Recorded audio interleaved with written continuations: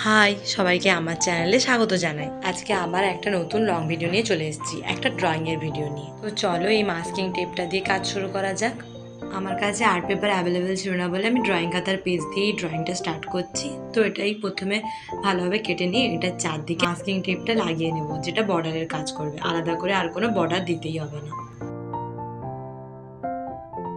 তো এখানে হয়তো তোমরা দেখতে পাচ্ছ আগে থেকে আমি আউটলাইনটা হালকা করে ড্র করে রেখেছিলাম, যেটার আমি ড্রয়িংটা করব সেটারই।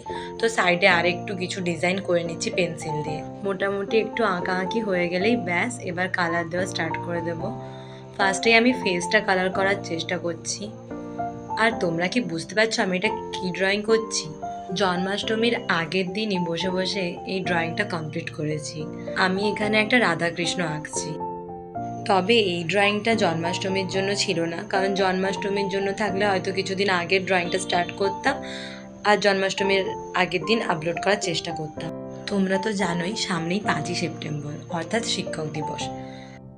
যে কোনো স্টুডেন্টের কাছেই এটা বেশ একটা আনন্দের দিন, কারণ এই দিনে স্কুল, টিচার্স ডে সেলিব্রেট করা হয়। তো আমাদের কলেজেও এই টিচার্স ডে উপলক্ষে একটা ছোট্ট অনুষ্ঠানের আয়োজন করা হয়েছে। আর এই আয়োজনের দায়িত্বে যারা আছে অর্থাৎ সিনিয়ররা, তারা আমায় বলেছিল যে একটা কোনো কিছু ড্রয়িং করে স্যারদেরকে গিফট দেওয়ার জন্য। সেভাবে কোনোদিনই কারোর জন্য কিছু এঁকে গিফট দেওয়া হয়নি, বলতে গেলে এটা প্রথম। বাট আমার এরকম একটা ইচ্ছে ছিলই যে একটা কিছু এঁকে গিফট দিতে পারলে বেশ ভালো হয়, কিন্তু টাইম করে উঠতে পারবো বলে এটা মনে হয়নি। তারপর আর কি, জন্মাষ্টমীর ছুটিতে যেহেতু বাড়িতে এসেছি, তাই রং তুলি নিয়ে বসে পড়েছি। অন্য কোনো ছবি ড্র করলেও হতো, কিন্তু বললাম না, আমি যেহেতু এটা জন্মাষ্টমীর আগের দিন করতে বসেছিলাম, তো ইনস্টাগ্রাম যখনই স্ক্রল করছি তখনই শুধু রাধা কৃষ্ণেরই ছবি বেরোচ্ছে। আর প্রত্যেকটা ছবি বা ড্রয়িং দেখতে খুবই সুন্দর ছিল। কিন্তু সব থেকে বড় একটা ব্যাপার হলো আমি কোনটা ড্রয়িং করতে পারবো। আসলে অনেক বছরই হয়ে গেছে সেভাবে আর ড্রয়িং করা হয় না। হ্যাঁ, রং তুলি নিয়ে কাজ হয়তো অনেক করি, কিন্তু কোনো ফেস বা ক্যারেক্টার আঁকতে গেলে এখনও 10 বার মনে হয় যে আমি কি আদৌ পারবো। অ্যাক্রিলিক কালার ইউজ করতে করতে ওয়াটার কালারের যে প্যাকেটটা আমার শুধুই পড়েছিল। প্রত্যেকটা কালার এত বেশি ড্রাই হয়ে গেছিলো, টিউব থেকে বের করতে আমার ভীষণ কষ্ট হচ্ছিল। কিন্তু দেখলাম জাস্ট একটু জল স্প্রে করে দিতেই কালারগুলো একদম আগের মতনই আছে, কোনো পরিবর্তন নেই। যাই হোক, অন্তত এই ড্রয়িংটার জন্য আমার ওয়াটার কালারগুলো অনেক বছর পর আমি ইউজ করলাম।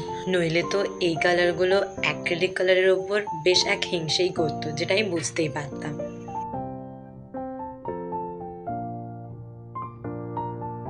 দেখো, তোমাদের সাথে গল্প করতে করতে আমার এই ড্রয়িংটার ফার্স্ট টোনটা মারা কমপ্লিট হয়ে গেছে। যদিও ফার্স্ট টোনটা একটু লাইট হয়, কিন্তু যেহেতু এই ড্রয়িংটা বেশ ডার্ক আছে কালারটাতে, তাই আমি একটু ডার্ক করে রেখেছি ফার্স্ট টোনটা। এবারে আমি সেকেন্ড টোনটা মারা স্টার্ট করেছি, মানে যেখানে যেখানে একটু ডার্ক রয়েছে, ভাঁজ রয়েছে, সেইগুলো প্রমিনেন্ট করার চেষ্টা করছি। তো এখানে আমি দুটো তুলি একসঙ্গে ইউজ করছি। একটাতে একটু ডার্ক কালার রেখেছি, আর একটাতে যেই কালারটা দিয়ে মেশাবো, মানে একটু লাইট কালারটা, সেটা রেখেছি।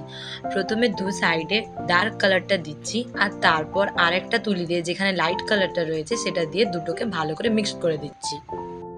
অ্যাক্রিলিক কালারের এটাই সমস্যা, ওয়াটার কালারের যেমন আমরা প্রত্যেকটা জিনিসকে মেশাতে পারি, অ্যাক্রিলিক কালারে কিন্তু আমরা মিশিয়ে ফেলতে পারি না। ওটা একবার কালার করা হয়ে গেলে ওই দাগটা থেকেই যায়। তাই আমি এই ড্রয়িংটার জন্য ওয়াটার কালার ইউজ করছি।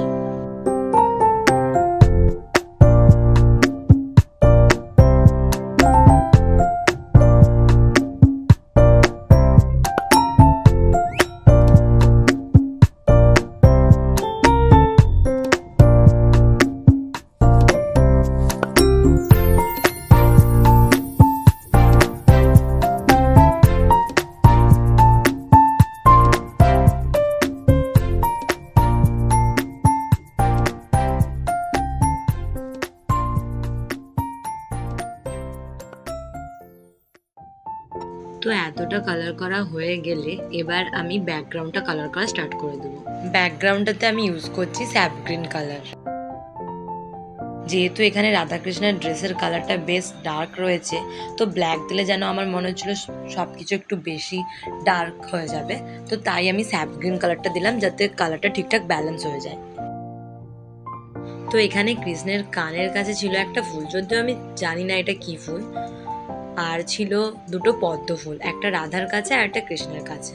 তো সেই দুটোতে পিঙ্ক কালার করছি। আর যেহেতু এই সাইডটা একটু বড্ড বেশি ফাঁকা ফাঁকা লাগছিল, তাই এখানেও কিছু পদ্ম ফুল ডিজাইন করে দিলাম। ফার্স্টে কালারটা শুরু করার আগে হালকা করে এঁকে নিয়েছিলাম, কিন্তু এই গ্রিন কালারটা দেওয়ার পর আর কোনো কিছুই দেখা যাচ্ছিল না, তো ডাইরেক্ট তুলি দিয়েই করে দিলাম।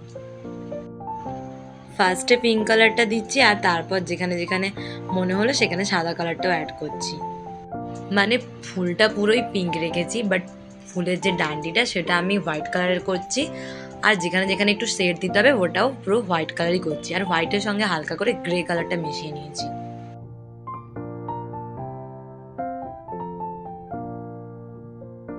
তো কালার করা অলমোস্ট কমপ্লিট হয়ে গেলে আমি এবার চারদিকে বর্ডার দিয়ে দেবো। বর্ডার দেওয়ার জন্য আমি এখানে ব্ল্যাক কালারের জেল পেনটা ইউজ করছি, যাতে বর্ডারটা একটু সরুই হয়, বেশি মোটা হয়ে গেলে আবার দেখতে ভালো লাগে না।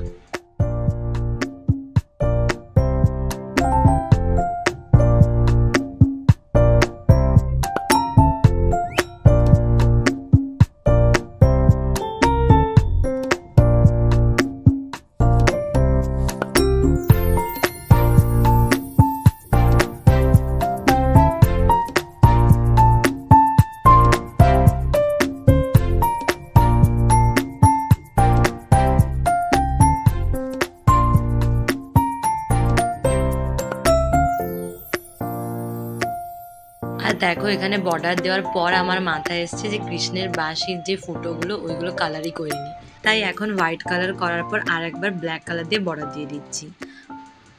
আর পুরোটা ড্রয়িং দেখার পর কেন জানি না ব্যাকগ্রাউন্ডের কালারটা আমার দেখতে খুব একটা ভালো লাগছিল না, কোথাও ডার্ক কোথাও লাইট লাগছিল, তাই আমি এক্স্যাক্ট সেম কালারের একটা মোম রং নিয়ে নিয়েছি, দিয়ে ওইটা দিয়েই ওরই ওপরে আর একবার কালার করে দিচ্ছি। এখন যেন মনে হচ্ছে প্রথমে আর ওয়াটার কালার না করে ডাইরেক্ট মোম কালারটা দিলেই হতো। আর এখানে দেখো আমি একটা দেশি জোগাড় করেছি। মানে ব্যাপারটা হলো যে হঠাৎ করে আমি দেখি আমার হোয়াইট কালারটা একদমই শেষ হয়ে গেছে, তো পাশে আর কোনো কিছু না পাওয়ায় হোয়াইট নেল পলিশটার উপর আমার চোখ যায়। ভাবলাম একবার ট্রাই করে দেখাই যাক না কি হয়। তারপর এই যে তুলির পেছন সাইডটা দিয়ে দেখলাম ডট ডট করে দিতে বেশ ভালোই কালারটা হচ্ছিল। আর যেহেতু মোম কালারটা দিয়ে ফেললাম ব্যাকগ্রাউন্ডে, তাই তার উপর ওয়াটার কালারটা এতটা ফুটতো না, যেটা এই হোয়াইট নেল পলিশে বেশ বেশি ভালো লাগছে। কোনো সময় হাতের কাছে হুট করে যদি হোয়াইট কালারটা না থাকে তাহলে কিন্তু এটা বেশ ভালোই কাজে দেবে। যাই হোক, আমার কালার করা একদম কমপ্লিট, আর কালারটা বেশ ভালোভাবেই শুকনো হয়ে গেছে। এবার খুব সাবধানে চারপাশের মাস্কিং টেপটা তুলে নিতে হবে।